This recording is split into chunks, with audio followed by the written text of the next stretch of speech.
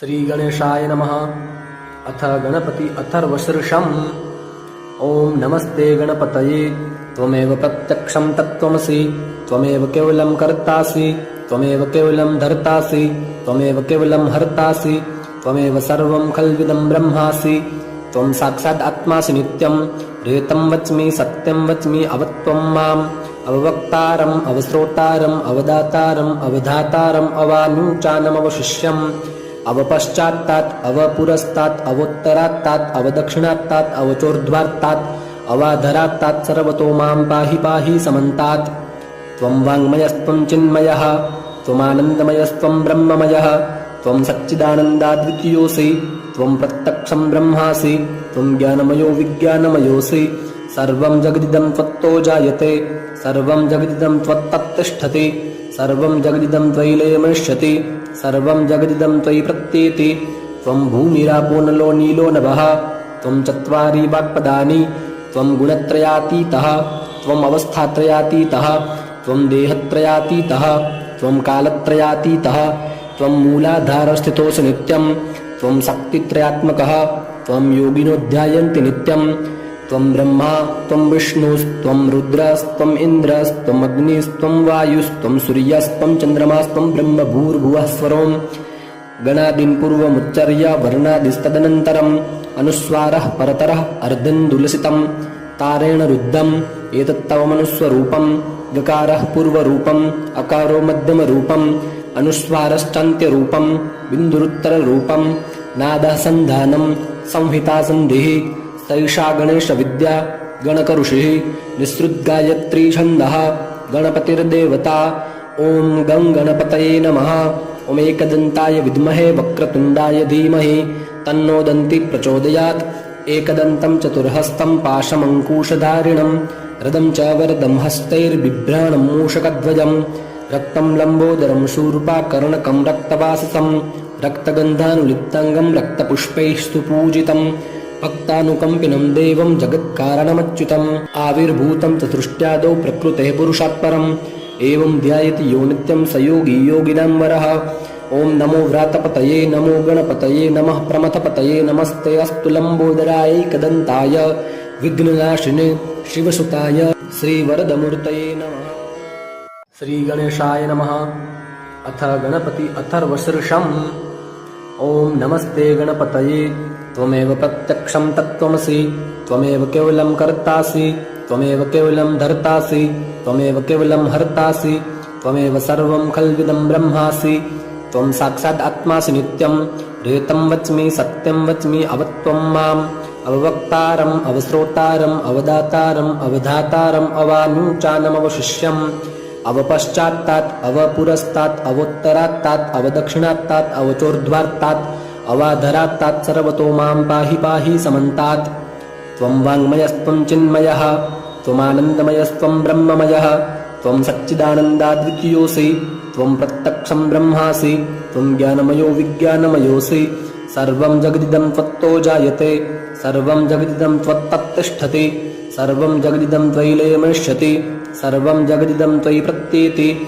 त्वं भूमिरापो नलो नीलो नभः, त्वं चत्वारि वाक्पदानि, त्वं गुणत्रयातीतः, त्वम् अवस्थात्रयातीतः, त्वं देहत्रयातीतः, त्वं कालत्रयातीतः, त्वं मूलाधारस्थितोऽसि नित्यं, त्वं शक्तित्रयात्मकः, त्वं योगिनो ध्यायन्ति नित्यं।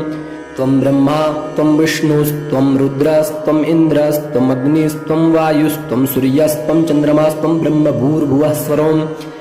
गणादीन् पूर्वमुच्चर्य वर्णादिस्तदनन्तरम् अनुस्वारः परतरः अर्धन्दुलसितं तारेण रुद्धम्। एतत्तव मनुस्वरूपम्। गकारः पूर्वरूपम्, अकारो मध्यमरूपम्, अनुस्वारश्चान्त्यरूपम्, बिन्दुरुत्तररूपम्, नादः सन्धानम्, संहिता सन्धिः।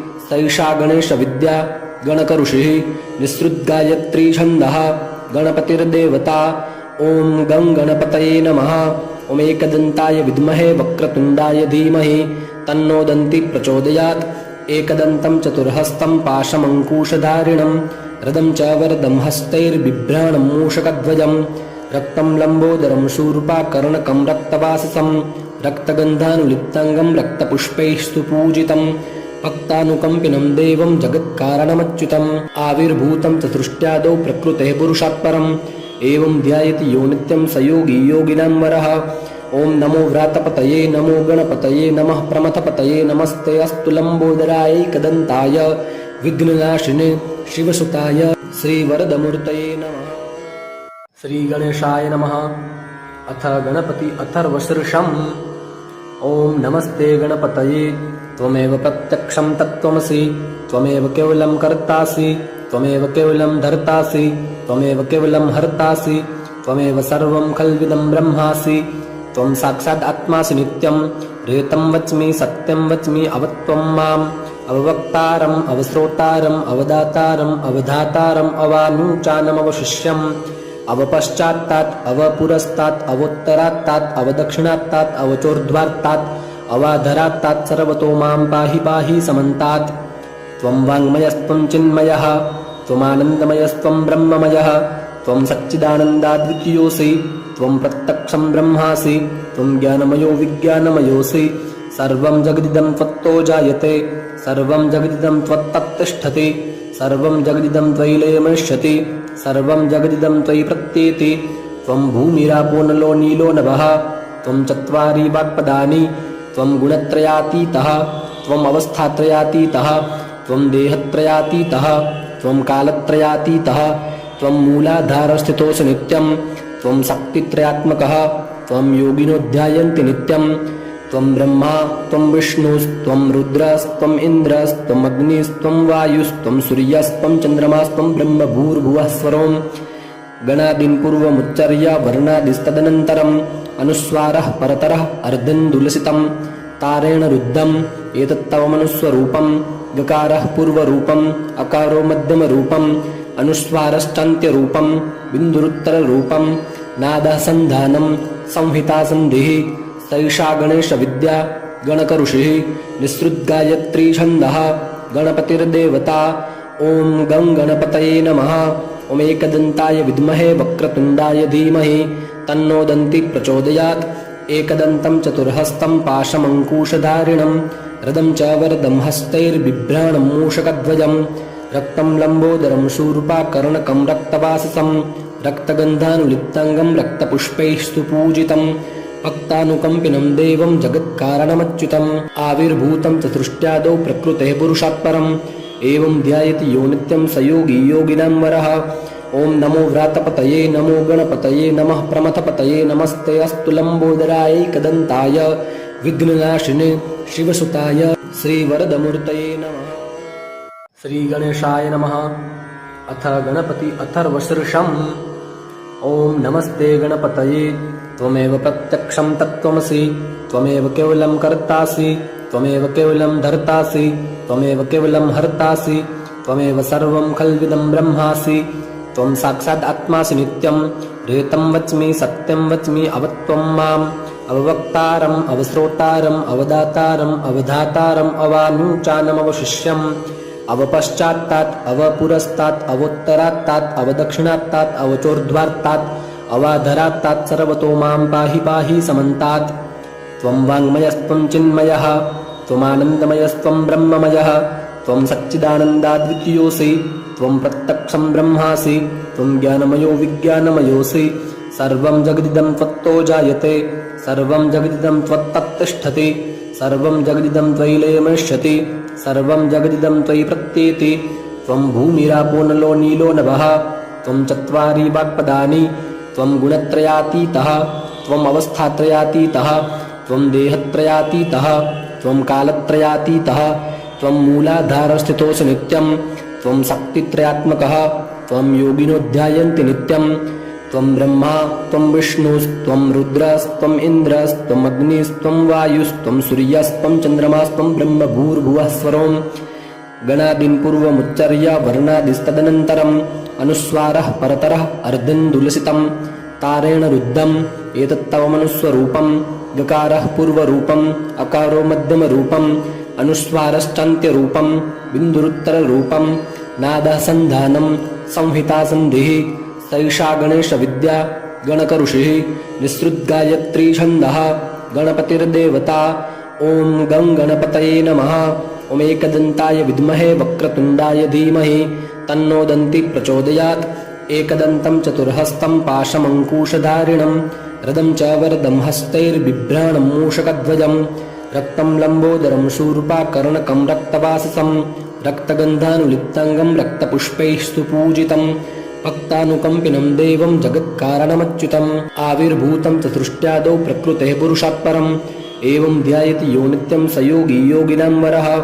ॐ नमो व्रातपतये नमो गणपतये नमः प्रमथपतये नमस्ते अस्तु लम्बोदरायैकदन्ताय विघ्ननाशिने शिवसुताय श्रीवरदमूर्तये नमः। श्रीगणेशाय नमः। अथ गणपति अथर्वशीर्षम्।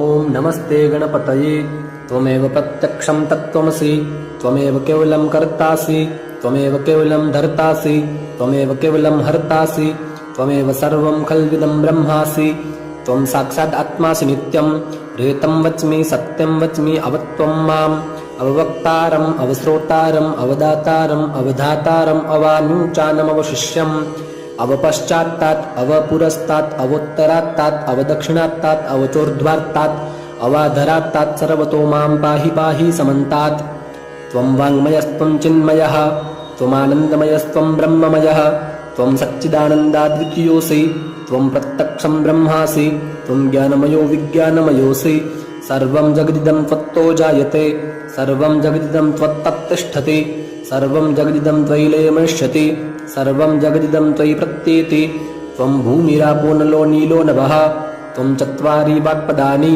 त्वं गुणत्रयातीतः त्वम् अवस्थात्रयातीतः त्वं देहत्रयातीतः त्वं कालत्रयातीतः त्वं मूलाधारस्थितोऽसि नित्यं त्वं शक्तित्रयात्मकः त्वं योगिनो ध्यायन्ति नित्यं त्वं ब्रह्मा त्वं विष्णुस्त्वं रुद्रस्त्वम् इन्द्रस्त्वम् अग्निस्त्वं वायुस्त्वं सूर्यस्त्वं चन्द्रमास्त्वं ब्रह्म भूर्भुवः स्वरों गणादीन् पूर्वमुच्चर्य वर्णादिस्तदनन्तरम् अनुस्वारः परतरः अर्धन्दुलसितं तारेण रुद्धम् एतत्तव मनुस्वरूपं गकारः पूर्वरूपम् अकारो मध्यमरूपम् अनुस्वारश्चान्त्यरूपं बिन्दुरुत्तररूपं नादः सन्धानं संहिता सन्धिः सैषा गणेशविद्या गणकऋषिः निःसृद्गायत्री छन्दः गणपतिर्देवता ॐ गं गणपतये नमः। ओमेकदन्ताय विद्महे वक्रतुण्डाय धीमहि तन्नो दन्ति प्रचोदयात् एकदन्तं चतुर्हस्तं पाशमङ्कुशधारिणं रदं च वरदं हस्तैर्बिभ्राणं मूषकध्वजं रक्तं लम्बोदरं शूर्पाकर्णकं रक्तवाससं रक्तगन्धानुलिप्ताङ्गं रक्तपुष्पैः सुपूजितं भक्तानुकम्पिनं देवं जगत्कारणमच्युतम् आविर्भूतं चतुष्टयादौ प्रकृतेः पुरुषात् परम् एवं ध्यायति यो नित्यं स योगी योगिनां वरः। ॐ नमो व्रातपतये नमो गणपतये नमः प्रमथपतये नमस्ते अस्तु लम्बोदरायैकदन्ताय विघ्ननाशिने शिवसुताय श्रीवरदमूर्तये नमः। श्रीगणेशाय नमः। अथ गणपति अथर्वशीर्षम्। ॐ नमस्ते गणपतये त्वमेव प्रत्यक्षं तत्त्वमसि त्वमेव केवलं कर्तासि त्वमेव केवलं धर्तासि त्वमेव केवलं हर्तासि त्वमेव सर्वं खल्विदं ब्रह्मासि त्वं साक्षात् आत्मासि नित्यं रेतं वच्मि सत्यं वच्मि अवत्वं माम् अववक्तारम् अवश्रोतारम् अवदातारम् अवधातारम् अवानुचानमवशिष्यम् अवपश्चात्तात् अवपुरस्तात् अवोत्तरात्तात् अवदक्षिणात्तात् अवचोर्ध्वात्तात् अवाधरात्तात् सर्वतो मां पाहि पाहि समन्तात् त्वं वाङ्मयस्त्वं चिन्मयः त्वमानन्दमयस्त्वं ब्रह्ममयः त्वं सच्चिदानन्दाद्वितीयोऽसि त्वं प्रत्यक्षं ब्रह्मासि त्वं ज्ञानमयो विज्ञानमयोऽसि सर्वं जगदिदं त्वत्तो जायते सर्वं जगदिदं त्वत्तत्तिष्ठति सर्वं जगदिदं त्वयि लयमष्यति सर्वं जगदिदं त्वयि प्रत्येति त्वं भूमिरापो नलो नीलो नभः त्वं चत्वारि वाक्पदानि त्वं गुणत्रयातीतः त्वम् अवस्थात्रयातीतः त्वं देहत्रयातीतः त्वं कालत्रयातीतः त्वं मूलाधारस्थितोऽसि नित्यं त्वं शक्तित्रयात्मकः त्वं योगिनो ध्यायन्ति नित्यं त्वं ब्रह्मा त्वं विष्णुस्त्वं रुद्रस्त्वम् इन्द्रस्त्वम् अग्निस्त्वं वायुस्त्वं सूर्यस्त्वं चन्द्रमास्त्वं ब्रह्म भूर्भुवः स्वरों गणादीन् पूर्वमुच्चर्य वर्णादिस्तदनन्तरम् अनुस्वारः परतरः अर्धन्दुलसितं तारेण रुद्धम् एतत्तव मनुस्वरूपम् गकारः पूर्वरूपम् अकारो मध्यमरूपम् अनुस्वारश्चान्त्यरूपम् बिन्दुरुत्तररूपम् नादः सन्धानम् संहिता सन्धिः सैषा गणेशविद्या गणकऋषिः निःसृद्गायत्री छन्दः गणपतिर्देवता ॐ गं गणपतये नमः। ॐ एकदन्ताय विद्महे वक्रतुण्डाय धीमहि तन्नो दन्ति प्रचोदयात्। एकदन्तं चतुर्हस्तं पाशमङ्कुशधारिणं रदं च वरदं हस्तैर्बिभ्राणं मूषकध्वजं रक्तं लम्बोदरं शूर्पाकर्णकं रक्तवाससं रक्तगन्धानुलिप्ताङ्गं रक्तपुष्पैः सुपूजितं भक्तानुकम्पिनं देवं जगत्कारणमच्युतम् आविर्भूतं चतुष्टयादौ प्रकृतेः पुरुषात् परम् एवं ध्यायति यो नित्यं स योगी योगिनां वरः। ॐ नमो व्रातपतये नमो गणपतये नमः प्रमथपतये नमस्ते अस्तु लम्बोदराय एकदन्ताय विघ्ननाशिने शिवसुताय श्रीवरदमूर्तये नमः। श्रीगणेशाय नमः। अथ गणपति अथर्वशीर्षम्। ॐ नमस्ते गणपतये त्वमेव प्रत्यक्षं तत्त्वमसि त्वमेव केवलं कर्तासि त्वमेव केवलं धर्तासि त्वमेव केवलं हर्तासि त्वमेव सर्वं खल्विदं ब्रह्मासि त्वं साक्षात् आत्मासि नित्यं रेतं वच्मि सत्यं वच्मि अवत्वं माम् अववक्तारम् अवश्रोतारम् अवदातारम् अवधातारम् अवानुचानमवशिष्यम् अवपश्चात्तात् अवपुरस्तात् अवोत्तरात्तात् अवदक्षिणात्तात् अवचोर्ध्वात्तात् अवाधरात्तात् सर्वतो मां पाहि पाहि समन्तात्। त्वं वाङ्मयस्त्वं चिन्मयः त्वमानन्दमयस्त्वं ब्रह्ममयः त्वं सच्चिदानन्दाद्वितीयोऽसि त्वं प्रत्यक्षं ब्रह्मासि त्वं ज्ञानमयो विज्ञानमयोऽसि सर्वं जगदिदं त्वत्तो जायते सर्वं जगदिदं त्वत्तत्तिष्ठति सर्वं जगदिदं त्वयि लयमिष्यति सर्वं जगदिदं त्वयि प्रत्येति। त्वं भूमिरापो नलो नीलो नभः त्वं चत्वारि वाक्पदानि त्वं गुणत्रयातीतः त्वम् अवस्थात्रयातीतः त्वं देहत्रयातीतः त्वं कालत्रयातीतः त्वं मूलाधारस्थितोऽसि नित्यं त्वं शक्तित्रयात्मकः त्वं योगिनो ध्यायन्ति नित्यं त्वं ब्रह्मा त्वं विष्णुस्त्वं रुद्रस्त्वम् इन्द्रस्त्वम् अग्निस्त्वं वायुस्त्वं सूर्यस्त्वं चन्द्रमास्त्वं ब्रह्म भूर्भुवः स्वरों गणादीन् पूर्वमुच्चर्य वर्णादिस्तदनन्तरम् अनुस्वारः परतरः अर्धेन्दुलसितं तारेण रुद्धम् एतत्तव मनुस्वरूपम् गकारः पूर्वरूपम् अकारो मध्यमरूपम् अनुस्वारश्चान्त्यरूपम् बिन्दुरुत्तररूपम् नादः सन्धानम् संहिता सन्धिः सैषा गणेशविद्या गणकऋषिः निःसृद्गायत्री छन्दः गणपतिर्देवता ॐ गं गणपतये नमः। ॐ एकदन्ताय विद्महे वक्रतुण्डाय धीमहि तन्नो दन्ति प्रचोदयात्। एकदन्तं चतुर्हस्तं पाशमङ्कुशधारिणं रदं च वरदं हस्तैर्बिभ्राणं मूषकध्वजं रक्तं लम्बोदरं शूर्पाकर्णकं रक्तवाससं रक्तगन्धानुलिप्ताङ्गं रक्तपुष्पैः सुपूजितं भक्तानुकम्पिनं देवं जगत्कारणमच्युतम् आविर्भूतं चतुष्टयादौ प्रकृतेः पुरुषात् परम् एवं ध्यायति यो नित्यं स योगी योगिनां वरः। ॐ नमो व्रातपतये नमो गणपतये नमः प्रमथपतये नमस्ते अस्तु लम्बोदराय एकदन्ताय विघ्ननाशिने शिवसुताय श्रीवरदमूर्तये नमः। श्रीगणेशाय नमः। अथ गणपति अथर्वशीर्षम्। ॐ नमस्ते गणपतये त्वमेव प्रत्यक्षं तत्त्वमसि त्वमेव केवलं कर्तासि त्वमेव केवलं धर्तासि त्वमेव केवलं हर्तासि त्वमेव सर्वं खल्विदं ब्रह्मासि त्वं साक्षात् आत्मासि नित्यं रेतं वच्मि सत्यं वच्मि अवत्वं माम् अववक्तारम् अवश्रोतारम् अवदातारम् अवधातारम् अवानुचानमवशिष्यम् अवपश्चात्तात् अवपुरस्तात् अवोत्तरात्तात् अवदक्षिणात्तात् अवचोर्ध्वात्तात् अवाधरात्तात् सर्वतो मां पाहि पाहि समन्तात्। त्वं वाङ्मयस्त्वं चिन्मयः त्वमानन्दमयस्त्वं ब्रह्ममयः त्वं सच्चिदानन्दाद्वितीयोऽसि त्वं प्रत्यक्षं ब्रह्मासि त्वं ज्ञानमयो विज्ञानमयोऽसि सर्वं जगदिदं त्वत्तो जायते सर्वं जगदिदं त्वत्तत्तिष्ठति सर्वं जगदिदं त्वयि लयमिष्यति सर्वं जगदिदं त्वयि प्रत्येति।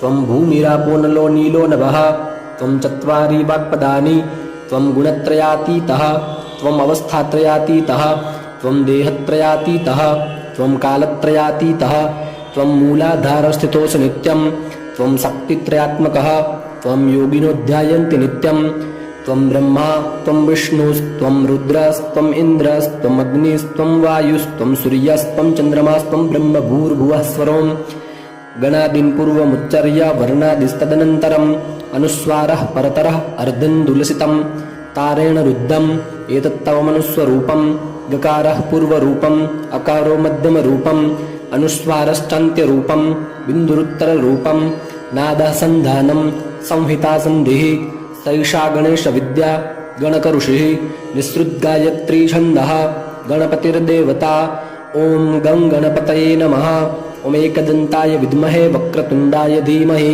तन्नो दन्ति प्रचोदयात् एकदन्तं चतुर्हस्तं पाशमङ्कुशधारिणं रदं च वरदं हस्तैर्बिभ्राणं मूषकध्वजं रक्तं लम्बोदरं शूर्पाकर्णकं रक्तवाससं रक्तगन्धानुलिप्ताङ्गं रक्तपुष्पैः सुपूजितं भक्तानुकम्पिनं देवं जगत्कारणमच्युतम् आविर्भूतं चतुष्टयादौ प्रकृतेः पुरुषात् परम् एवं ध्यायति यो नित्यं स योगी योगिनां वरः ॐ नमो व्रातपतये नमो गणपतये नमः प्रमथपतये नमस्ते अस्तु लम्बोदरायैकदन्ताय विघ्ननाशिने शिवसुताय श्रीवरदमूर्तये नमः। श्रीगणेशाय नमः। अथ गणपति अथर्वशीर्षम्। ॐ नमस्ते गणपतये त्वमेव प्रत्यक्षं तत्त्वमसि त्वमेव केवलं कर्तासि त्वमेव केवलं धर्तासि त्वमेव केवलं हर्तासि त्वमेव सर्वं खल्विदं ब्रह्मासि त्वं साक्षात् आत्मासि नित्यं रेतं वच्मि सत्यं वच्मि अवत्वं माम् अववक्तारम् अवश्रोतारम् अवदातारम् अवधातारम् अवानुचानमवशिष्यम् अवपश्चात्तात् अवपुरस्तात् अवोत्तरात्तात् अवदक्षिणात्तात् अवचोर्ध्वात्तात् अवाधरात्तात् सर्वतो मां पाहि पाहि समन्तात् त्वं वाङ्मयस्त्वं चिन्मयः त्वमानन्दमयस्त्वं ब्रह्ममयः त्वं सच्चिदानन्दाद्वितीयोऽसि त्वं प्रत्यक्षं ब्रह्मासि त्वं ज्ञानमयो विज्ञानमयोऽसि सर्वं जगदिदं त्वत्तो जायते सर्वं जगदिदं त्वत्तत्तिष्ठति सर्वं जगदिदं त्वयि लयमनिष्यति सर्वं जगदिदं त्वयि प्रत्येति त्वं भूमिरापो नलो नीलो नभः त्वं चत्वारि वाक्पदानि त्वं गुणत्रयातीतः त्वम् अवस्थात्रयातीतः त्वं देहत्रयातीतः त्वं कालत्रयातीतः त्वं मूलाधारस्थितोऽसि नित्यं त्वं शक्तित्रयात्मकः त्वं योगिनो ध्यायन्ति नित्यं त्वं ब्रह्मा त्वं विष्णुस्त्वं रुद्रस्त्वं इन्द्रस्त्वं अग्निस्त्वं वायुस्त्वं सूर्यस्त्वं चन्द्रमास्त्वं ब्रह्म भूर्भुवः स्वरों गणादीन् पूर्वमुच्चर्य वर्णादिस्तदनन्तरम् अनुस्वारः परतरः अर्धन्दुलसितं तारेण रुद्धम् एतत्तव मनुस्वरूपं गकारः पूर्वरूपम् अकारो मध्यमरूपम् अनुस्वारश्चान्त्यरूपं बिन्दुरुत्तररूपं नादः सन्धानं संहिता सन्धिः सैषा गणेशविद्या गणकऋषिः निःसृद्गायत्री छन्दः गणपतिर्देवता ॐ गं गणपतये नमः ॐ एकदन्ताय विद्महे वक्रतुण्डाय धीमहि तन्नो दन्ति प्रचोदयात् एकदन्तं चतुर्हस्तं पाशमङ्कुशधारिणं रदं च वरदं हस्तैर्बिभ्राणं मूषकध्वजं रक्तं लम्बोदरं शूर्पाकर्णकं रक्तवाससं रक्तगन्धानुलिप्ताङ्गं रक्तपुष्पैः सुपूजितं भक्तानुकम्पिनं देवं जगत्कारणमच्युतम् आविर्भूतं चतुष्टयादौ प्रकृतेः पुरुषात् परम् एवं ध्यायति यो नित्यं स योगी योगिनां वरः ॐ नमो व्रातपतये नमो गणपतये नमः प्रमथपतये नमस्ते अस्तु लम्बोदरायैकदन्ताय विघ्ननाशिने शिवसुताय श्रीवरदमूर्तये नमः। श्रीगणेशाय नमः।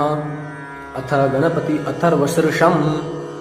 ॐ नमस्ते गणपतये त्वमेव प्रत्यक्षं तत्त्वमसि त्वमेव केवलं कर्तासि त्वमेव केवलं धर्तासि त्वमेव केवलं हर्तासि त्वमेव सर्वं खल्विदं ब्रह्मासि त्वं साक्षात् आत्मासि नित्यं रेतं वच्मि सत्यं वच्मि अवत्वं माम् अववक्तारम् अवश्रोतारम् अवदातारम् अवधातारम् अवानुचानमवशिष्यम् अवपश्चात्तात् अवपुरस्तात् अवोत्तरात्तात् अवदक्षिणात्तात् अवचोर्ध्वात्तात् अवाधरात्तात् सर्वतो मां पाहि पाहि समन्तात् त्वं वाङ्मयस्त्वं चिन्मयः त्वमानन्दमयस्त्वं ब्रह्ममयः त्वं सच्चिदानन्दाद्वितीयोऽसि त्वं प्रत्यक्षं ब्रह्मासि त्वं ज्ञानमयो विज्ञानमयोऽसि सर्वं जगदिदं त्वत्तो जायते सर्वं जगदिदं त्वत्तत्तिष्ठति सर्वं जगदिदं त्वयि लयमनश्यति सर्वं जगदिदं त्वयि प्रत्येति त्वं भूमिरापो नलो नीलो नभः त्वं चत्वारि वाक्पदानि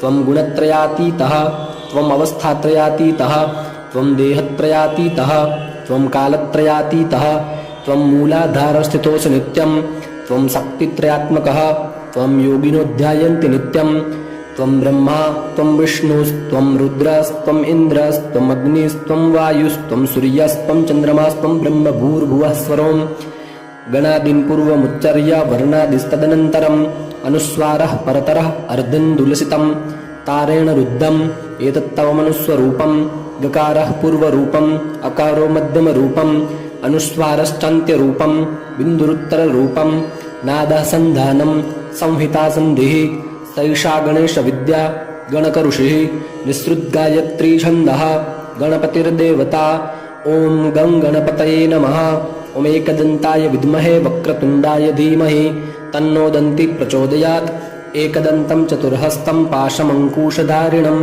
रदं च वरदं हस्तैर्बिभ्राणं मूषकध्वजं रक्तं लम्बोदरं शूर्पाकर्णकं रक्तवाससं रक्तगन्धानुलिप्ताङ्गं रक्तपुष्पैः सुपूजितं भक्तानुकम्पिनं देवं जगत्कारणमच्युतम् आविर्भूतं चतुष्टयादौ प्रकृतेः पुरुषात् परम् एवं ध्यायति यो नित्यं स योगी योगिनां वरः ॐ नमो व्रातपतये नमो गणपतये नमः प्रमथपतये नमस्ते अस्तु लम्बोदराय एकदन्ताय विघ्ननाशिने शिवसुताय श्रीवरदमूर्तये नमः। श्रीगणेशाय नमः। अथ गणपति अथर्वशीर्षम्।